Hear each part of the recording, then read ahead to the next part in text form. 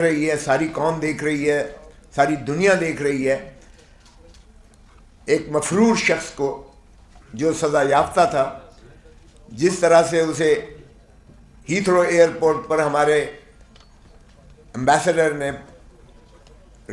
سی of کیا، وہ بھی تاریخ میں ایک لکھا جائے گا. جن کو گرفتار کر کے ڈپورٹ کرنا اس کا فرض تھا، اس کو وہ ریسیپشن کر کے وہاں چھوڑنے جاتا ہے.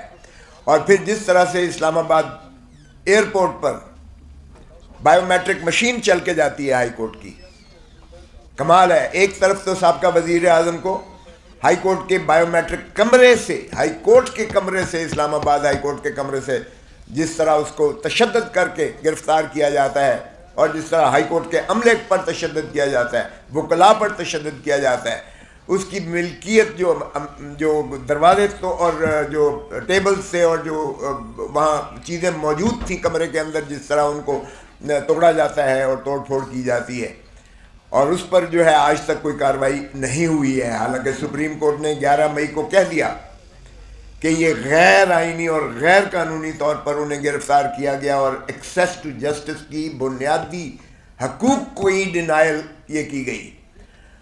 تو اس کے بعد ان کے خلاف تو کوئی ایکشن نہیں ہوا ہے. اور پھر دیکھیں کہ جس طریقے سے ہم نے اور آپ سب نے دیکھا کہ جس طرح ان کے کاغذات نامزدگی منظور کیے گئے، انہی ذل سبحانی کے جن کو لایا گیا ہے چوتھی مرتبہ وزیر اعظم بنانے کے لیے، وہ کیسے آپ کاغذات نامزدگی منظور کر سکتے ہو؟ ہمارے تو امیدواروں کے، آج میرے داماد کو جو ہے اس کے ڈیرہ غازی خان سے عمر کھوسا کے پرپوزر اور سیکنڈر کو اٹھا لیا گیا ہے، اور غائب ہیں، ریٹرننگ آفیسر صاحب غائب ہو گئے ہیں، اور ان کے بھائی کے جو ہیں وہ 2 پرچے اور درج کر کے کہا پہلے بیل کروا کے لاؤ، جو سابقہ MP سٹنگ تھا PTI کا.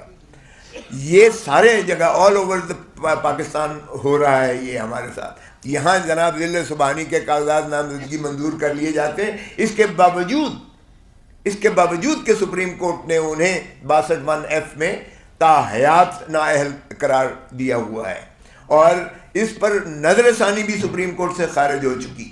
اور پریکٹس اینڈ پروسیجر ایکٹ میں جو یہ شک تھی کہ جو 184(3) کی جو ہوں گی، جو بھی کیس فیصلہ ہوں گے، اس کی 30 دن کے اندر اپیل کا حق دیا گیا تھا، اسے بھی سپریم کورٹ نے مسترد کیا 8-7 کے ریشو سے. اس کو یعنی ریٹروسپیکٹیوٹی آپ اس کو نہیں دے سکتے. سو جس کا مقصود اور مطلب یہ ہوا کہ وہ پاسٹ اینڈ کلوزڈ ٹرانزیکشن کے زمرے میں آ کر وہ فائنلٹی اٹین کر گئی محترم نواز شریف صاحب کی نااہلی، تاحیات نااہلی. اب اگر کوئی ایک طریقہ تھا اس کو دور کرنے کا، کیونکہ وہ تو الیکشن ایکٹ کی 2017 کی جو ترمیم تھی وہ تو سانے آ گئی، تابع آ گئی اس پریکٹس اینڈ پروسیجر ایکٹ کے وہ مسترد کرنے کے اس اپیل کی شک کو. تو اس کا مطلب یہ ہوا کہ اگر کسی طریقے سے آپ نے اسے اہلیت دینی ہے، یا اس فیصلے کو جو سپریم کورٹ کا ہے اس کو آپ نے اوور ریچ کرنا ہے، تو ایک ہی طریقہ ہے کہ آرٹیکل 184، آرٹیکل 96 میں F1 میں 90F1 میں آپ ترمیم کیجئے گا کہ جو 1C جو 1F کیا ہے کہ جو صادق اور امین نہیں ہوگا وہ تاحیات اس کو نااہل کیا گیا ہے، وہاں آپ ترمیم بھلے کر دیجئے گا کہ اس کی میعاد پرووائڈڈ کر کے کہ میعاد اس کی 5 سال ہوگی. آپ کو آئین ترمیم کرنا پڑے گا، صرف ایک ہی طریقہ تھا. اور چونکہ پارلیمان ہے ہی نہیں، آئین تو ترمیم ہو نہیں سکتا ہے. تو یہ ان کے تو بادشاہ سلامت کے جو ہے کاغذات نامزدگی سارے منظور کر لیے گئے، اور ہمارے کسی امیدوار کے ابھی تک جو ہے اعلان نہیں کیا گیا. اور کل جو آخری تاریخ ہے اس پر بھی دیکھیے گا کہ کس قسم کی یہ پاکستان کی تاریخ کی بدترین پری پول ریگنگ ہے. اور اس سوشل میڈیا کے زمانہ میں یہ کیا سمجھتے ہیں کہ دنیا جو ہے اس کو بالکل نظر انداز کر کے دیکھ نہیں رہی ہے، سبھی دیکھ رہے ہیں. سو اگر آپ نے یہی فیصلہ طے کر کے آئے ہو لندن پلان کے مطابق کہ بادشاہ سلامت کو چوتھی مرتبہ وزیر اعظم بنانا ہے، تو پھر خدا را یہ کیوں اذیت اور کرب میں قوم کو ڈال رہے ہیں؟ جس طرح چیئرمین صاحب نے کہا، اس سے انسٹیبلٹی بڑھے گی، پاکستان کی معیشت ڈوبے گی، اور یہ کوئی پاکستان کا جو بہی خار نہیں کر سکتا ہے. خدا را آپ نے لندن پلان کے تحت ایک ایک کر کے اس طرح اپنے کیسز کو تو بڑی سرعت کے ساتھ فیصلے کروا کے آپ بری ہو گئے, پوتر ہو گئے. تو کیا وہ پاناما لیک کے جو پاناما میں جو انڈیپینڈنٹ جو ہے دنیا کے مانے ہوئے لوگ تھے جنہوں نے تصدیق اور تفتیش کی ساری دنیا کی, وہ صرف شریف خان وادے کے بارے میں نہیں تھی, وہ باقی دنیا کے بھی تھے. جو غیرت مند جو تھے جن کے بارے میں آئے وہ مستعفی ہو گئے. لیکن ہم نے وہ 6 جو آف شور کمپنیز تھی, کہتے ہیں جی نام نہیں ہے نواز شریف کا, نام نہیں. او بھائی 6 آف شور کمپنیز جو شیل کمپنیز ہیں وہ ہیں ہی آپ ہی کی. اور جس طرح سے منی لانڈرنگ ہوئی, جس طرح سے لیئرنگ ہوئی, جس طرح سے قاضی فیملی کے اکاؤنٹس میں پیسے ٹرانسفر ہوئے, جس طرح سے اسحاق ڈار کا کنفیشنل اسٹیٹمنٹ آیا, جس طرح سے براڈ شیٹ جو یعنی ایسٹس فائنڈنگ جو ایک نیب نے, اس وقت کی نیب نے اپوائنٹ کیا تھا بین الاقوامی ڈیٹیکٹیوز کو, انہوں نے جو فائلز, انہوں نے جو ان کی ان ارتھ کی ساری پراپرٹیز, اور جس طرح سے پھر جے آئی ٹی بنی اور 10 والیوم سپریم کورٹ میں دیے گئے, وہ سب یہ کہتے ہیں ردی کی ٹوکری تھی جی وہ. تو پھر تو ماشاءاللہ آپ تو پوتر ہو گئے, اور بعد میں آپ دھرتی ماں کو لوٹنے کا جس طرح سے آپ نے ہر دفعہ مرتبہ کیا ہے, آپ چوتھی مرتبہ پھر لوٹ کے جا رہے ہیں. قوم دیکھ رہی ہے اور اب لوگوں کو آپ نہیں بنا رہے. اتنی دھاندلی کے باوجود پری پولنگ کے 8 فروری ہونے دیں, الیکشنز کو ٹرانسپیرنٹ کرنے دیں. پھر خائف کس لیے ہیں, ڈرتے کس لیے ہیں؟ یہ ساری آپ کی جو چل رہی تھی ابھی آپ کو دکھائی گئی ہے. بلے کے نشان کو کیا آپ چاہتے ہیں کہ دیکھیں پاکستان, ہندوستان اور بنگلہ دیش میں یہ کیوں کر سمبل رکھا گیا ہے؟ یورپ پہ تو سمبل نہیں ہے کیونکہ وہاں سب ایجوکیٹڈ ہے. یہاں ہماری جو ان ایجوکیٹڈ ہیں, جو لکھنا پڑھنا بھی نہیں دیکھ سکتے, وہ نشان پر ہی ووٹ دیتے ہیں. تو آپ پاکستان کے غریب آدمی کو, کسان کو, مزدور کو, دہقان کو, ایک محنت کش کو آپ اس کے بنیادی حق سے محروم کرتے ہیں جب آپ سمبل کو ہٹا دیتے ہیں. اور یہ خوش نہ ہوں, کل کو شیر کی باری آ سکتی ہے, پرسوں تیر کی باری آ سکتی ہے. تو یہ کب تک کھیل تماشا آپ کرتے رہیں گے, اس ملک کی جمہوریت کے ساتھ کھلواڑ کرتے رہیں گے؟ اظہر من اللہ صاحب نے اپنے نوٹ میں لکھا کہ 47 سے ہم جو کھلواڑ کر رہے ہیں اس ملک کی جمہوریت کے ساتھ, کسی کو پھانسی دے دیتے ہیں, کسی کو تاحیات نااہل کرتے ہیں, کسی کو آج ہم نے پابند سلاسل کیا ہوا ہے. یہ جمہوریت کا مذاق اڑانے کے مترادف ہے, اور اب جو کچھ ہو رہا ہے یہ جمہوریت کا جنازہ نکالنے کے مترادف ہے.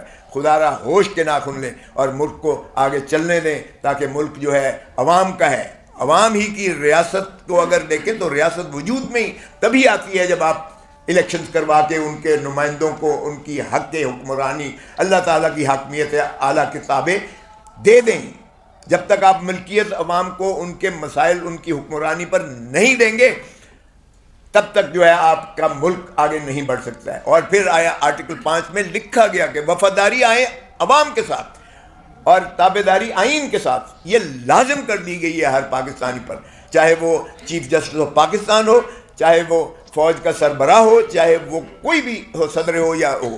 سو تابعداری اور وفاداری عوام اور آئین کے ساتھ ہے. تو اس کو ملحوظ رکھتے ہوئے الیکشنز کو فیئر اینڈ فری ہونے دیں, تبھی ہمارا مملکت جو ہے وہ انشاءاللہ ترقی کر پائے گی. تھینک یو جی. کھوسا صاحب یہ بتائیے گا کہ یہ جو الیکشن کمیشن نے آر او کا معاملہ کوارٹ کا چیلنج کیا سپریم کورٹ میں, ہم یہ دیکھتے ہیں, قوم یہ دیکھ رہی ہے کہ سندھ کے چیف الیکشن کو تبدیل کر دیا ایک جماعت کے اعتراض کے اوپر, ایم کیو ایم کے, جبکہ یہاں پر ایک آر او کا معاملہ تھا, اس کا تبدیل بھی کیا جا سکتا ہے, اس کو چیلنج کرنے سے کیا پیغام دیا جائے گا؟ دیکھیں یہ تو آپ کے سامنے ہے کہ اس وقت جو آر اوز ہیں, ریٹرننگ آفیسرز ہیں, وہ ڈپٹی کمشنر اور اسسٹنٹ کمشنر یا اے ڈی سی جیز ہیں ایڈمنسٹریٹو ہائرارکی میں.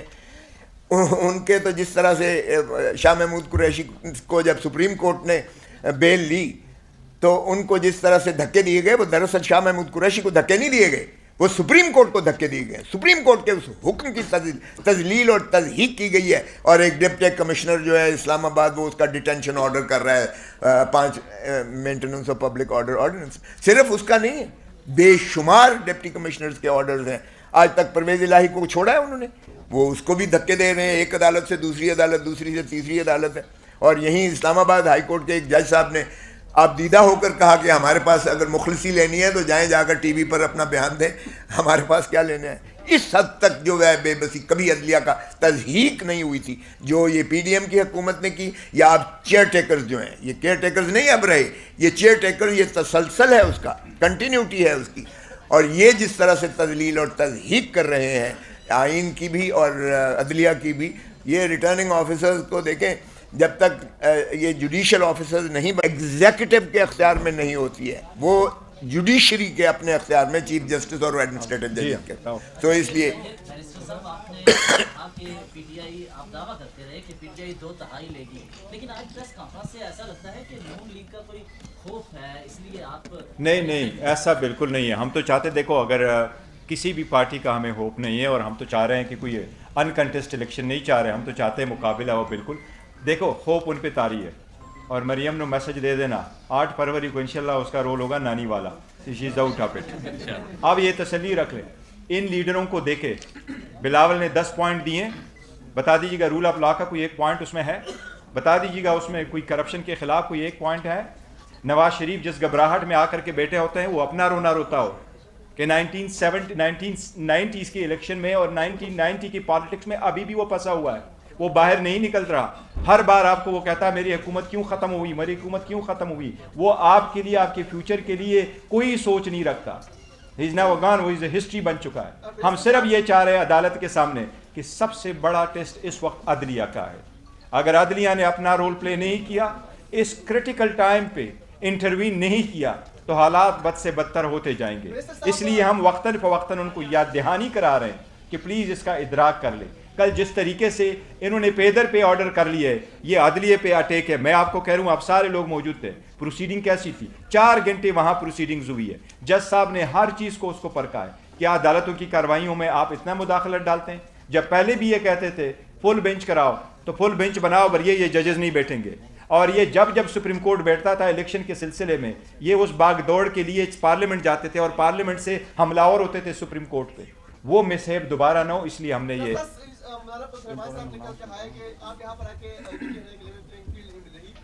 صاحب نکل کے آئے کہ یہ پاکستان تحریک انصاف کی پروجیکشن ہو رہی ہے, کیا جواب دیں گے؟ اور وہ سب سے میرا سوال ہے کہ سر آپ نے پاکستان تحریک انصاف کو جوائن تو کر لیا ہے, لیکن اس وقت ہم دیکھ رہے ہیں کہ بظاہر 2 گروپ ہے, ایک شیخ زاد صاحب کا ہے اور ایک شیخ شاہین کا ہے. آپ کس گروپ میں؟ نہیں, دیکھیں وہ پارٹی میں کچھ ایسی باتیں نہیں ہے, اس کا کیا, لیکن ہماری جو پروجیکشن ہے, دیکھو عوام میں الحمدللہ بہت پذیر آئی ہے. وہ آپ سب لوگوں نے دیکھا ہے, ہر جگہ پی ٹی آئی کی پذیر آئی, اور ہمارا کمپین چل رہا ہے. ہم تو اسٹرگل کر رہے ہیں رول آف لا کے لیے, سپریمیسی کے لیے, کنسٹیٹیوشن کے لیے. اسی لیے ہم بار بار یاد دہانی کراتے ہیں. صاحب جس طرح آپ نے کہا کہ یہ سپریم کورٹ کے حکم کو دھکے مارے گئے, تو سر کیا یہ ان کے نااہلی نہیں ہے؟ آپ کو لگ رہا ہے کہ یہ چیف جسٹس آف پاکستان سر حکم کے اوپر پابندی نہیں کروا رہے؟ دیکھیں بالکل یہ توہین, انہوں نے سوال کیا, 1 منٹ, یہ بالکل توہین عدالت کے زمرے میں آتا ہے. اسی لیے بیرسٹر صاحب نے کہا ہے کہ سپریم کورٹ کو اور عدلیہ آن ٹیسٹ ہے. عدلیہ کو چاہیے کہ اپنا فعال کردار ادا کریں اور اس چیز کو بند کریں. خدا خاکم بدہن, لوگ اگر اپنے ہاتھ میں ہر چیز لیں گے تو پھر کیوس ہوگا. یہ سول سٹرکچر جو ہے سوسائٹی کا, یہ ڈسٹرب ہوگا. اسی لیے یہ جو انہوں نے فرمودات کیے ہیں, دھکے مارے ہیں, سپریم کورٹ کی بے عزت کیا ہے, سپریم کورٹ کے حکم کو بے عزت کیا ہے جب انہوں نے بیل لی ہے, اور اس طرح سے ایک ڈپٹی کمشنر صاحب آرڈر کر رہے ہیں. بالکل صریحاً توہین عدالت آتی ہے, اور سپریم کورٹ کو اس میں نوٹس لینا چاہیے. یہ بتائیں کہ دوسرا جاوید صاحب نے کالم لکھا ہے کہ پی ٹی آئی کی جانب سے جو بکلا کو کاغذات کی بڑی تعداد سامنے آئی ہے, ٹکٹ جاری کیے گئے, وہ چکوال میں بیٹھا ہوا شخص سے پلان بنا رہا ہے, تو ابھی بھی پی ٹی آئی کو وہی ڈائریکشن دے رہے ہیں چکوال سے بیٹھے ہوئے شخص؟ نہیں, دیکھو ہمیں کوئی ڈائریکشن نہیں دے رہا. پی ٹی آئی واحد پارٹی جس میں کمپلیٹلی ڈیموکریسی ہے, اور اسی لیے تو ہم ٹکٹوں کے سلسلے میں خان صاحب سے کنسلٹیشن کے سلسلے میں پٹیشن بھی گزاری ہے. ہماری کمیٹیاں بنی ہے, پارلیمنٹری بورڈ بڑا ہے, ہمارے نیچے ورکروں سپورٹروں سے لے کر کے پریزیڈنٹ سے, ریجنل پریزیڈنٹ سے, پھر ہماری کمیٹی نے, کور کمیٹی نے, انہوں نے بہت اچھا رول پلے کیا.